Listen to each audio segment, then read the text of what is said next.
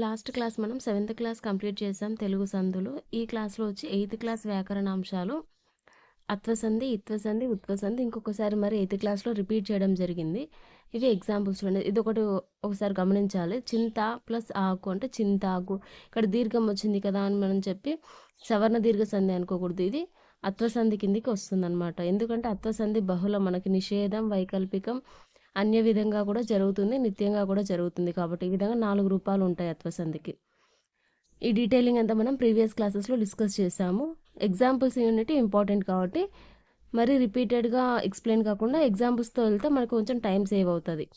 తొందర ఎందుకు, తొందర ప్లస్ ఎందుకు, రకారం అనే దానికి ఏ అనే అచ్చు వచ్చింది కాబట్టి ఇక్కడ మొదటి పూర్వపదం అచ్చుకి రెండవ పదమైనటువంటి పరపదం మొదట ఏ అనే అచ్చు కలిసి సంధి జరిగింది ఇక్కడ.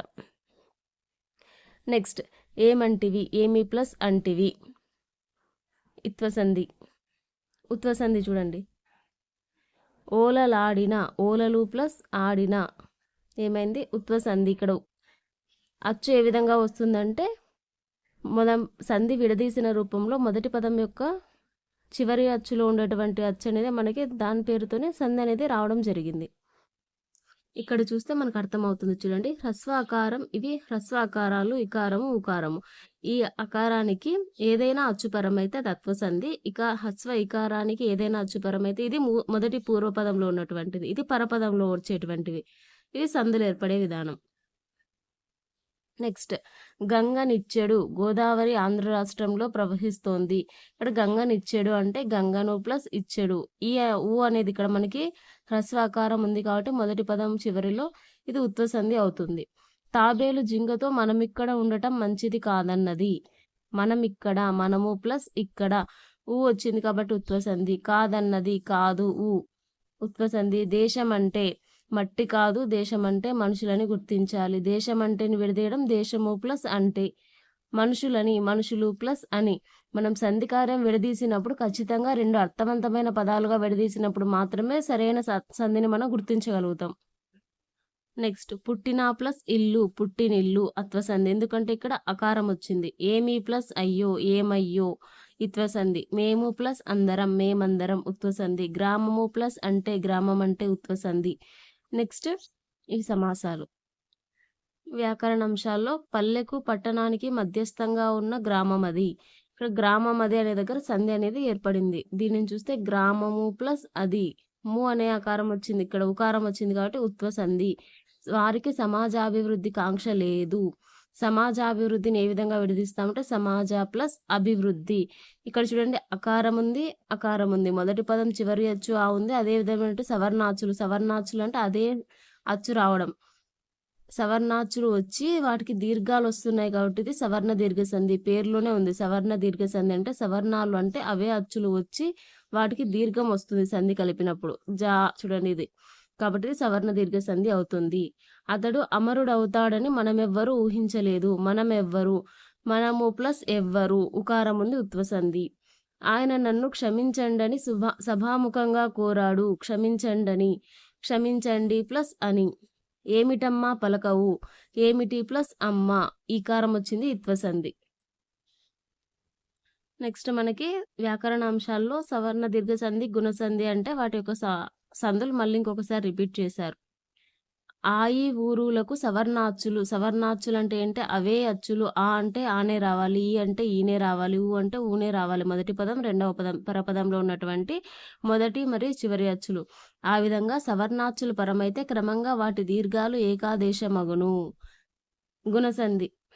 నెక్స్ట్ ఇప్పుడు మీకు గుర్తు రావాలి ఆదేశం అంటే ఏంటి. ఆదేశం, ఆగమం ఈ రెండింటికి డిఫరెన్స్ తీసుకోవాలి. ఆదేశం అంటే మిత్రుని వలె అదే దీర్ఘమే వస్తుందా, లేదా ఆగమం అంటే కొత్త వర్ణం వచ్చి చేరుతుందా అనేది మీకు క్లారిటీ ఉండాలి. గుణసంధి అకారానికి ఈ ఊరులు పరమైతే వరుసగా ఏ వారులు ఏకాదేశంగా వచ్చి గుణసంధి జరుగుతుంది. ఇవి మనం కింది తరగతుల్లో నేర్చుకున్నాం. ఇప్పుడు క్వశ్చన్ అనేది సవర్ణ దీర్ఘ సంధి అంటే ఏమి అలా కాకోకుండా సవర్ణ దీర్ఘ ఇప్పుడు వీటికి కింది వాణిలో సంధికి సంబంధించి సరికానివని అడిగినప్పుడు ఆ ఈ ఊరులకు సవర్ణాచ్చులు పరమైతే క్రమంగా వాటి దీర్ఘాలు ఆగమం అవును అనిస్తారు. మనం ఇవి ఐడెంటిఫై చేస్తాం కానీ ఇది ఏకాదేశం అవుతుందా, ఆగమం అవుతుందా, నిత్యం అవుతుందా అనేది చూసుకోవాలన్నమాట. ఏకాదేశం అగును, గుణసంధి కూడా ఏకాదేశమగును అంటే అదే వర్ణాలే వస్తాయి. వాటికి దీర్ఘాలు రావడం లేదా అవే వర్ణాలు రావడం జరుగుతుంది. కొత్తగా అయితే ఇంకొక వర్ణం అయితే రాదు. సో, ఆదేశమగును 2 కూడా ఆదేశాలొస్తాయి. విద్యార్థి విద్య ప్లస్ అర్తి, సూర్యోదయం సూర్య ప్లస్ ఉదయం, గజేంద్రుడు గజ ప్లస్ ఇంద్రుడు, మహర్షి మహా ప్లస్ ఋషి. ఇక్కడ చూడండి విద్యార్థి సవర్ణ దీర్ఘ సంధి, సూర్యోదయం గుణసంధి, గజేంద్రుడు గుణసంధి, మహర్షి గుణసంధి.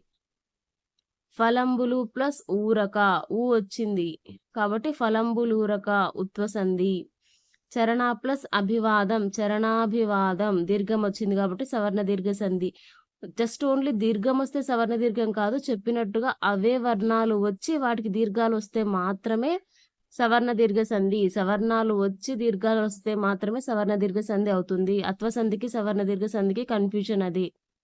అత్వసంధి అంటే ఏంటి, రెండు సేమ్ ఆ వర్ణాలే వస్తాయి కానీ దీర్ఘం రావు.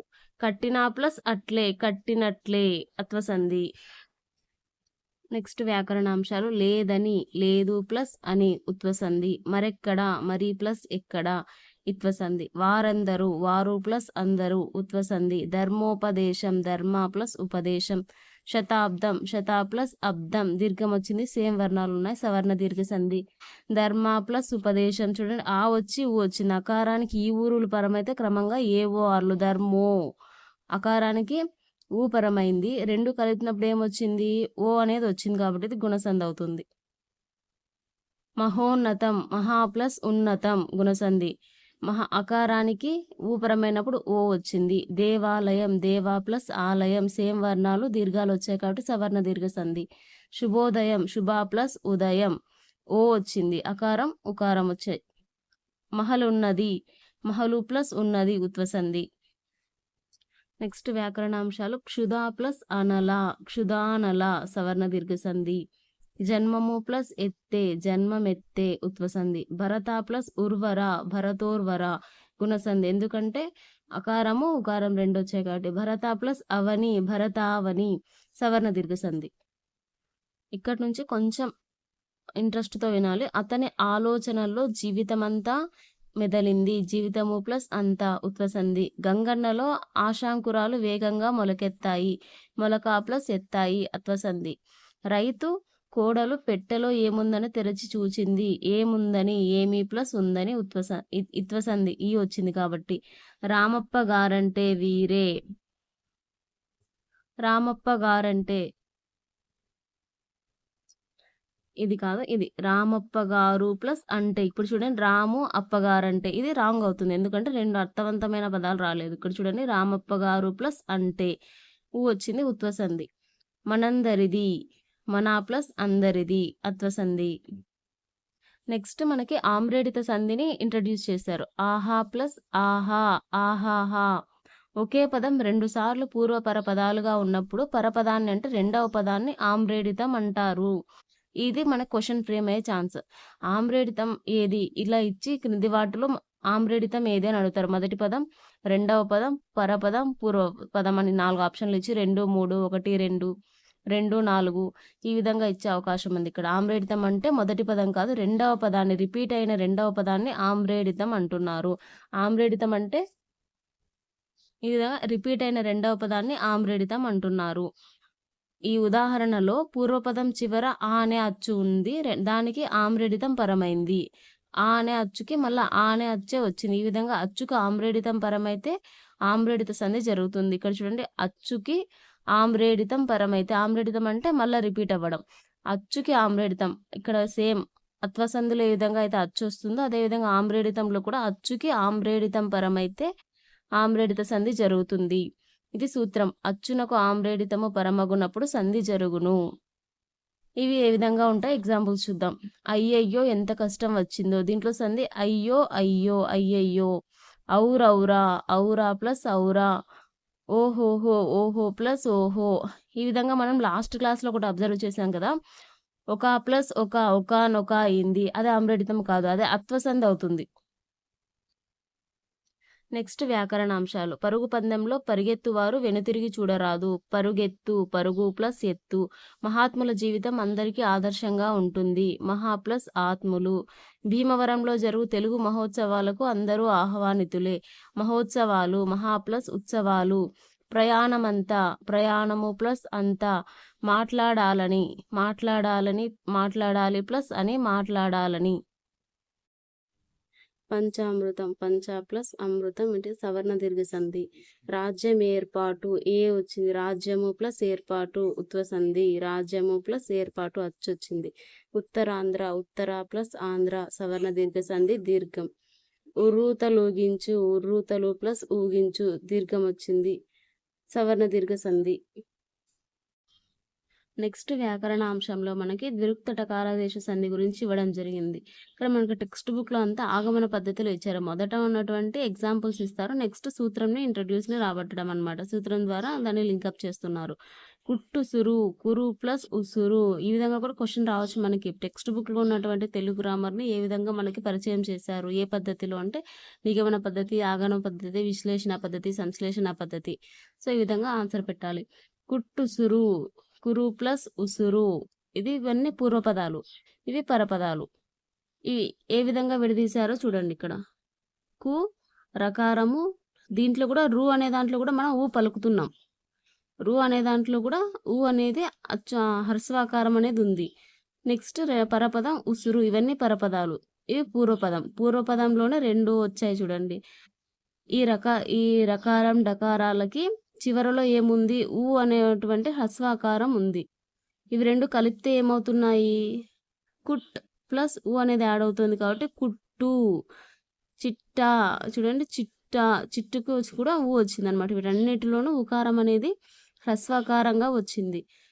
ఇవన్నీ ఫామ్ అవుతే కుట్టు సురువు అవుతుంది. కానీ మనకి ఇక్కడ రకారం అనేది కరు, చిరు, కడు, నడు, నిడు అనేటివి ఇక్కడ పూర్వపదంలో ఉన్నటువంటివి యాడ్ అయ్యాయి. కుట్టుసురు, కురు ప్లస్ ఉసురు. చిట్టడవి, చిరు ప్లస్ అడవి. కట్టెదుట, కడు ప్లస్ ఎదుట. నట్టిల్లు, నడు ప్లస్ ఇల్లు. నిట్టూర్పు, నిడు ప్లస్ ఊర్పు.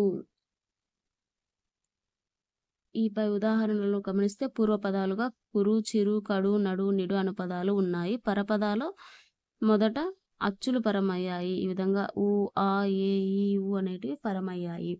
సో ఈ విధంగా సూత్రం కురు, చిరు, కడు, నడు, నిడు శబ్దముల రాడాలకు అచ్చుపరమైనప్పుడు విరుక్తటకారం ఆదేశంగా వస్తుంది. విరుక్తటకారం అంటే 2 సార్లు టా అనేది వచ్చి చేరడం. విరుక్తటకారాదేశ సంధికి ఎగ్జాంపుల్స్: చిట్టెలుక, చిరు ప్లస్ ఎలుక. చిట్టాకు, చిరు ప్లస్ ఆకు. నట్టేట, నడు ప్లస్ ఏట. ఈ ఇక్కడ గమనిస్తే కుట్టు సురు, చిట్టడవి, చీ ఇట్లా వచ్చినప్పుడు చిరు వస్తుంది. నా అనేటి వచ్చినప్పుడు నడు, నిడు. డా అనేది వచ్చి చేరుతుంది. వీటికి ఈ రెండింటికి రా అనేది వస్తుంది. నెక్స్ట్ వ్యాకరణాంశాలు. అక్షరాభ్యాసం, అక్షర ప్లస్ అభ్యాసం సవర్ణ దీర్ఘ సంధి. సూర్యోదయం, సూర్య ప్లస్ ఉదయం గుణసంధి. గ్రామాంతరం, గ్రామ ప్లస్ అంతరం దీర్ఘం సవర్ణ దీర్ఘ సంధి. విద్యాలయాలు, విద్యా ప్లస్ ఆలయాలు సవర్ణ దీర్ఘ సంధి.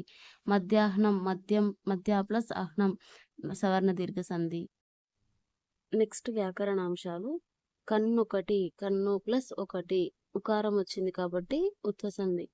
మచ్చొకటి, మచ్చ ప్లస్ ఒకటి ఆ వచ్చింది అత్వసంధి. గొంతొకటి, గొంతు ఉత్వసంధి. మబ్బొకటి, మబ్బు. చెట్టొకటి, చెట్టు. సో ఇవన్నీ ఉత్వసంధి అవుతాయి. నెక్స్ట్ దివ్య ఔషధం, దివ్య ప్లస్ ఔషధం ఔ వచ్చింది చూడండి. ఇక్కడ మనకి కొత్త సంధి అనేది ఇంట్రడ్యూస్ అవుతుంది. ఇది వృద్ధి సంధి కిందికి వస్తుంది. ఏకైక, ఏక ప్లస్ ఏక వృద్ధి సంధి. ఇది ఏక ప్లస్ ఏక అనిస్తే ఆమ్లటిక సంధి అనుకోకూడదు. ఇది వృద్ధి సంధి కిందికి వస్తుంది, ఐత్వం వస్తుంది కాబట్టి. సురైక, సుర ప్లస్ ఏక వృద్ధి సంధి. అష్టైశ్వర్యాలు, అష్ట ప్లస్ ఐశ్వర్యాలు వృద్ధి సంధి. సో లాస్ట్ ఎగ్జాంపుల్ వృద్ధి సంధి చూసాం కదా. అసలు వృద్ధి సంధి అంటే ఏంటి ఇక్కడ చూద్దాం. పూర్వపదం, పరపదం సంధి జరిగే విధానం, సంధి రూపపదం ఈ విధంగా ఉంటాయి. వసుధ, ఇది దాని అకారం వచ్చింది కదా. ఆ దాలో ఖచ్చితంగా మనకి ఆ అనేది పలుకుతున్నాము. ఏక, ఏ అనేది పరపదం అయింది. వసుద్, ఆ అనేది హ్రస్వాకారం. ఏక, ఆ ప్లస్ ఏ రెండు కలిస్తే ఏమవుతున్నాయి? ఐ అవుతున్నాయి. అంటే వసుదైక. సకల ప్లస్ ఐక్య, సకలైక్యం. దయా ప్లస్ ఏదితం, దయైదితం. ఆ ప్లస్ ఏ కలుస్తున్నాయి కాబట్టి ఇక్కడ ఐ వస్తుంది. మహా ప్లస్ ఐశ్వర్యం, మహేశ్వర్యం. దివ ప్లస్ ఓకసులు, దివ్యౌకసులు. దేశ ప్లస్ ఔన్నత్యం, దేశౌన్నత్యం. గంగా ప్లస్ ఓగం, గంగౌగం. మహా ప్లస్ ఔన్నత్యం, మహౌన్నత్యం. రుణ ప్లస్ రుణం, రుణార్ణం.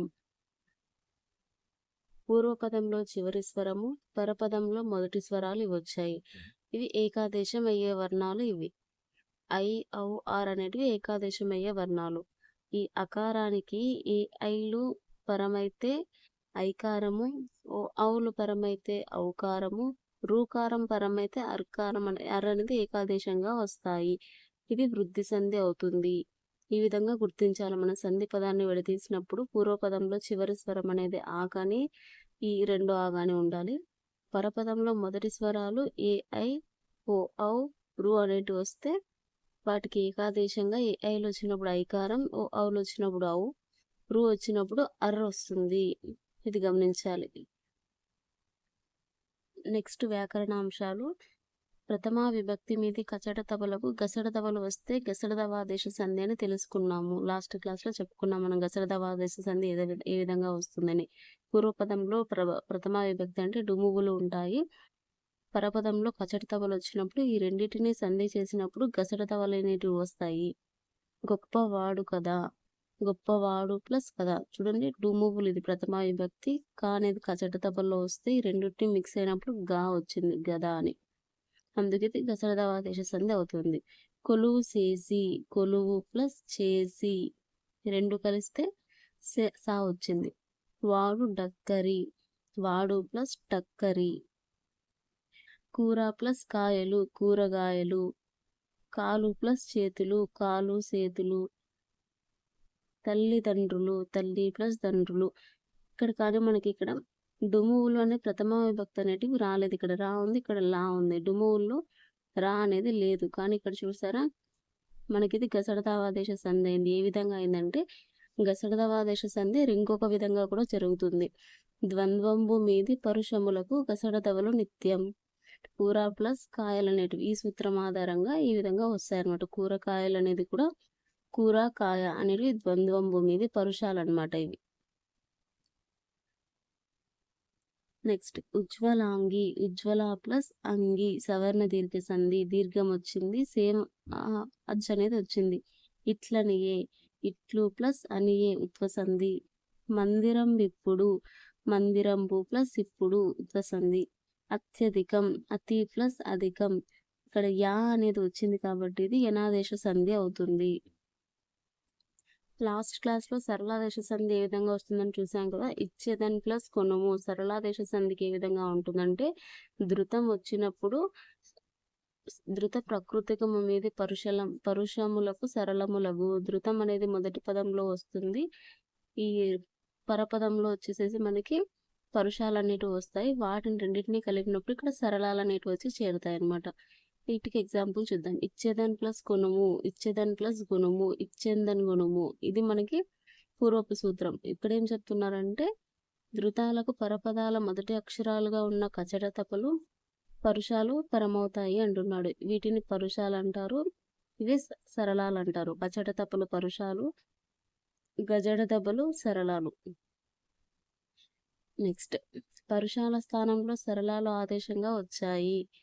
చూడండి ఈ పరుషాల స్థానంలో ఏమొచ్చాయి, కచట తపల స్థానంలో ఏమొచ్చాయంటే సరళాలు ఆదేశం గజడ దెబ్బలు అనేవి వచ్చాయి. ఈ విధంగా పరుషాల స్థానంలో సరళాలు ఆదేశంగా వచ్చినా కూడా అది సరళాదేశ సంధి అవుతుంది. ఆదేశ సరళాలకు ముందున్న ధృతమునకు బిందు సంశ్లేషలు విభాషమగు. అంటే ఈ ధృతం అనేది ఏమవుతుందంటే బిందువుగాను ఈ సంశ్లేషలు అనేటివి విభాషమనగు. అంటే ఈ నకారం ప్లేస్లో ఉన్నటువంటి ఈ బిందువు అంటే సున్నాను ఈ విసర్గ అనేటివి వచ్చి చేరుతాయి అన్నమాట. దేనికి, ధృతానికి. ఆదేశ సరళాలకు ముందున్న ధృతమునకు అంటే ఈ సరళాలకు ముందున్న ఈ ధృతానికి ఈ ప్లేస్లో ఈ ఉన్నటువంటి సంశ్లేష అంటే ఇలా ఉంది కదా, ఇది సంశ్లేష, ఇది బిందు రూపం 0. ఈ విధంగా బిందువు, పూర్ణ బిందువు, సంశ్లేషలు విభాషగా వచ్చి ఆయా విభాగం 3లోని రూపాలు ఏర్పడతాయి. ఇది సరళాదేశ సంధిలో ఉన్నటువంటి 2 సూత్రాలు. నెక్స్ట్ ఇక్కడ చూద్దాం చూడండి. పుస్తకములు మంచి నేస్తాలు, పుస్తకాలు మంచి నేస్తాలు, పుస్తకములు పుస్తకాలు. అనేది ఇక్కడ లోపించింది. దేశమునకు గ్రామములు పట్టుకొమ్మలు, దేశానికి గ్రామాలు పట్టుగొమ్మలు. ఇక్కడ చూడండి, గ్రామములు గ్రామాలు. ఇంకొకటి కూడా అబ్జర్వ్ చేయండి, కొమ్మలు ప్లేస్లో గా వచ్చింది. ఈ కచట తప్పులకు సరళాలు అనేటివి వచ్చాయి. ఇదేందో కూడా ఆలోచించాలి. ఇక్కడ చూస్తే అండర్లైన్ చేసినది గ్రామములు గ్రామాలు. అనేది ఇక్కడ లోపించింది. పోతన భాగవత పద్యములు మధురమైనవి, పోతన భాగవత పద్యాలు మధురమైనవి. అర్థవంతమైన అనేక వాక్యముల సముదాయమే వ్యాసం, అర్థవంతమైన అనేక వాక్యాల సముదాయమే వ్యాసం. వాక్యముల వాక్యాల, పద్యములు పద్యాలు. సో ప్రతి ఒక్క చోట అనేది లోపించి అంటే లేకోకుండా ఈ పదాలు అనేటివి వచ్చాయి. ప్రాంతము ప్రాంతాన. ఈ పై వాక్యాలన్నింటిలోనూ పుస్తకములు పుస్తకాలు, నేస్తములు నేస్తాలు, ఈ విధంగా అనేది లోపించి రావడం జరిగిందనమాట. ఇప్పుడు అబ్జర్వ్ చేస్తే పూర్వపద చివరి అక్షరంలో ఏమేమి ఉన్నాయంటే పుస్తక, గ్రామ, పద్య, వాక్య, ప్రాంత. చివరి అక్షరం ఏముంది? పుస్తకము, గ్రామము, పద్యము, వాక్యము, ప్రాంతము. పరమైన అక్షరాలు ఏంటి? పుస్తకాలు, గ్రామాలు, పద్యాలు, వాక్యాలు, ప్రాంతాలు. ఈ విధంగా ప్రాంతాన. ఇవి పరమైన అక్షరాలు అవుతున్నాయి. లూలానా అనేటివి. ఇక్కడ ఉన్న చూడండి, ప్రాంతము అంటే ప్రాంతాన, వాక్యములు వాక్యాలు, ఇటువంటి పదాలు అనేటివి వచ్చి చేరాయి. వీటికి ఎగ్జాంపుల్స్ ఇచ్చారు చూడండి. పుస్తకాలు అంటే పుస్తకాలు, పుస్తకాలు, పుస్తకాన. ఈ 3 రూపాలు లూలానా ఏ విధంగా వాడారనేటి వీటికి ఎగ్జాంపుల్. ప్రతి ఒక్క పదానికి లు వచ్చింది, లా వచ్చింది, నా కూడా వచ్చింది. లులనలు పరమగునప్పుడు మూవర్ణమునకు లోపంబును అంటే ఈ లులనలో వచ్చినప్పుడు ఈ మూవర్ణం అనేది లోపిస్తుందంటే ఉండదు. తత్పూర్వ స్వరంబునకు అంటే దానికి ముందున్న స్వరానికి దీర్ఘంబును విభాషగా నగు అంటే దానికి ముందున్న స్వరం అనేది దీర్ఘంగా వస్తుంది. ఏమవుతున్నాయి? అనేది లోపించి మున్న తత్పూర్వ స్వరం అంటే ఈ కానే స్వరానికి దీర్ఘం వస్తుంది. పుస్తకాలు. ఇదేంటంటే లులనల సంధి ఉన్నటువంటి సూత్రం. ఇంకొకసారి, పూర్వపద చివరి అక్షరంలో ఉన్నటువంటి అనేది లోపించి పరమైన అక్షరాలు లులనలను చేరి ఈ ఉన్నటువంటి తత్పూర్వ స్వరమునకు దీర్ఘం అనేది వస్తుంది. అంటే కావ్య భాషలో పద్యములు పద్యాలు అని 2 రూపాలుగా ఉంటాయి. నేటి తెలుగులో పద్యాలు పుస్తకాలు వంటి రూపాలే ఉన్నాయి.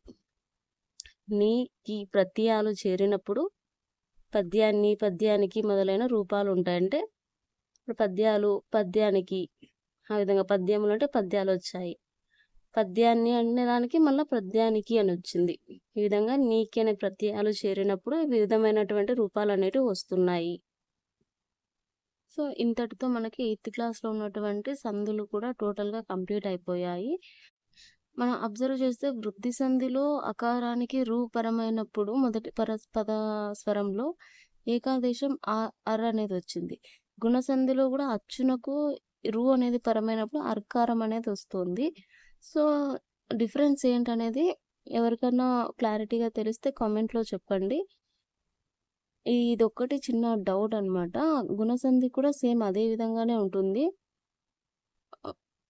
మహర్షి అనేది, మహర్షి అంటే మహర్షి అనే దానికి పూర్వస్వరం ఆ వస్తుంది. మహా ప్లస్ ఋషి అనేది వస్తుంది కదా, రుకారం వచ్చిన అర్రు వచ్చింది. మహర్షి అనేది అప్పుడు మనకి వృద్ధి సంధి అవుతుందా లేక గుణసంధి అవుతుందా?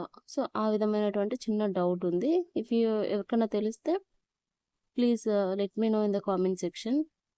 Thank you for watching. So if you like this video, please like and subscribe. If ఎవరైనా టెట్ డిఎస్సికి ప్రిపేర్ అయ్యే వాళ్ళు ఉంటే వాళ్ళకి షేర్ చేయండి.